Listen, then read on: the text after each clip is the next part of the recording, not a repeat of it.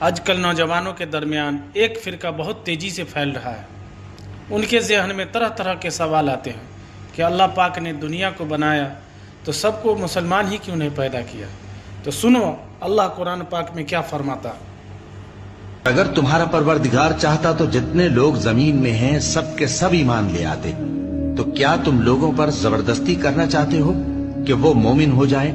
حالانکہ کسی شخص کو قدرت نہیں ہے کہ اللہ کے حکم کے بغیر ایمان لائے، اور جو لوگ بے عقل ہیں ان پر وہ کفر و ذلت کی نجاست ڈالتا ہے۔ اور اگر اللہ چاہتا تو تم سب کو ایک ہی جماعت بنا دیتا، لیکن وہ جسے چاہتا ہے گمراہ رہنے دیتا ہے اور جسے چاہتا ہے ہدایت دیتا ہے۔ اور جو عمل تم کرتے ہو اس دن ان کے بارے میں تم سے ضرور پوچھا جائے گا۔ اور اگر اللہ چاہتا تو تم سب کو ایک ہی شریعت پر کر دیتا، مگر جو حکم اس نے تم کو دیے ہیں ان میں وہ تمہاری آزمائش کرنا چاہتا ہے۔ سو نیک کاموں میں آگے بڑھو، تم سب کو اللہ کی طرف لوٹ کر جانا ہے۔